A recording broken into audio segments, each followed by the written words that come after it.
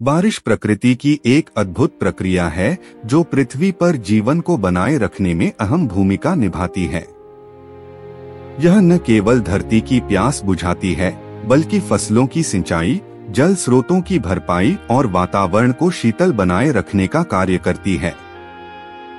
बारिश का होना एक प्राकृतिक जल चक्र का हिस्सा है जो 4 प्रमुख चरणों में पूरा होता है: वाष्पीकरण, संघनन, वर्षा और संचयन। सबसे पहले जब सूर्य की किरणें समुद्र, नदियों, झीलों और अन्य जल स्रोतों पर पड़ती हैं, तो पानी गर्म होकर भाप में बदल जाता है, जिसे वाष्पीकरण कहते हैं।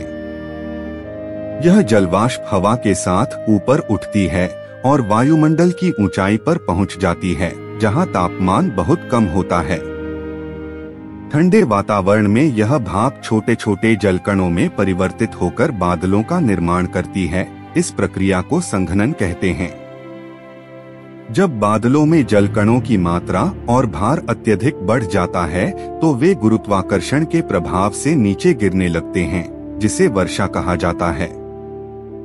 वर्षा के रूप में गिरे जल का एक भाग नदियों, तालाबों और झीलों में एकत्र हो जाता है और शेष जल भूमि में समाकर भूजल का हिस्सा बनता है।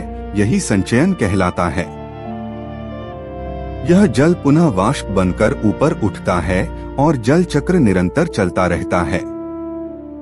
इस प्रकार बारिश बनने की पूरी प्रक्रिया सूर्य की ऊर्जा, वायुमंडलीय स्थितियों और जल स्रोतों पर निर्भर करती है। अब बात करें बादलों में गड़गड़ाहट की, तो यह एक विद्युतिक प्रक्रिया का परिणाम होती है। जब बादल बहुत अधिक ऊंचाई पर पहुंचते हैं तो वहां का तापमान 0 डिग्री सेल्सियस या उससे भी कम होता है।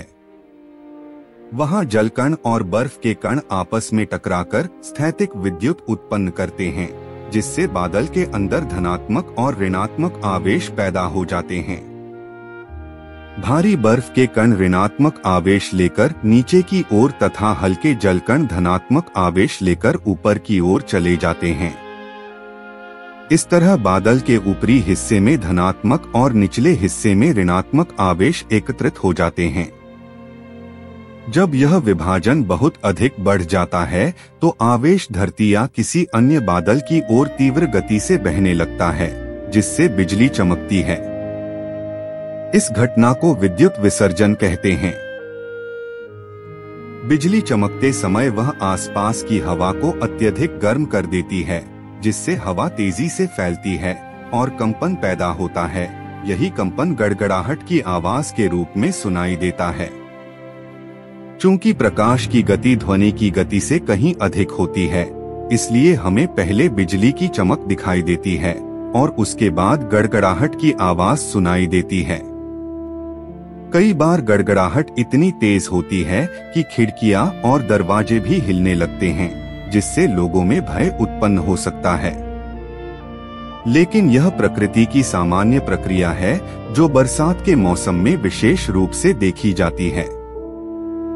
बिजली और गड़गड़ाहट से जुड़ी घटनाएं सामान्यतः ऊंचे स्थानों या खुले क्षेत्रों में अधिक होती हैं, इसलिए ऐसे समय में सुरक्षित स्थान पर रहना आवश्यक होता है।